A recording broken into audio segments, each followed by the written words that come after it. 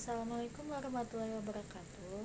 Saya Aisyah Nur Husna ingin menyelesaikan tugas profesi kependidikan yang dimana saya akan menjelaskan tentang peran guru bidang studi sebagai pengembang kurikulum tingkat satuan pendidikan atau KTSP.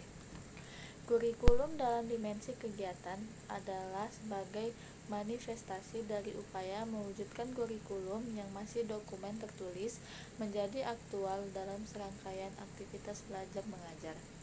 KTSP merupakan perangkat pengembangan program pendidikan yang mengantarkan siswa memiliki kompetensi pengetahuan, keterampilan, dan nilai-nilai yang digunakan dalam berbagai bidang kehidupan.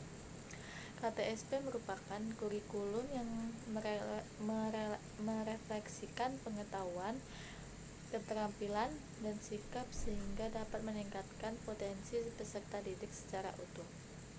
Prinsip pengembangan kurikulum adalah 1. Berpusat pada potensi perkembangan, kebutuhan, dan kepentingan peserta didik dan lingkungannya. Yang kedua, beragam dan terpadu.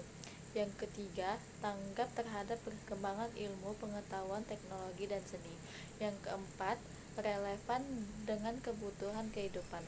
Yang kelima, menyeluruh dan berkesinambungan. Yang keenam, belajar sepanjang hayat. Yang ketujuh, seimbang antara kepentingan nasional dan kepentingan daerah. Kegiatan yang dilakukan pada tingkat pengembangan kurikulum tingkat bidang studi, penyusunan silabi antara lain 1. Mengidentifikasikan dan menentukan jenis-jenis kompetensi dan tujuan setiap bidang studi. Yang kedua, mengembangkan kompetensi dan pokok-pokok bahasan serta mengelompokkannya sesuai dengan ranah pengetahuan, pemahaman, kemampuan, keterampilan, nilai, dan sikap. Yang ketiga, mendeskripsikan kompetensi serta mengelompokkannya sesuai dengan skope dan sekuensi. Yang keempat, mengembangkan indikator untuk setiap kompetensi serta kriteria pencapaiannya. Terdapat beberapa kegiatan guru dalam upaya mengembangkan kurikulum yang berlaku di sekolah yang meliputi merencanakan, melaksanakan, dan mengevaluasi kurikulum. Pada dasarnya, kegiatan merencanakan meliputi penentuan tujuan pengajaran, menentukan bahan pelajaran, menentukan alat dan metode pembelajaran, dan merencanakan penilaian. Melaksanakan kurikulum yang dimaksud adalah guru mampu mengimplementasikan dalam proses belajar mengajar.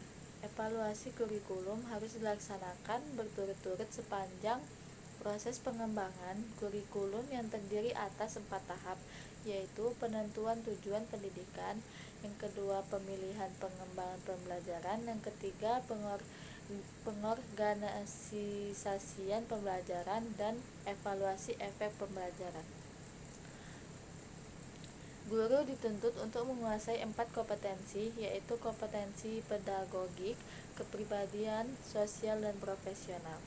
Kompetensi mengembangkan kurikulum yang terkait dengan mata pelajaran yang diampu merupakan salah satu subkompetensi pedagogik.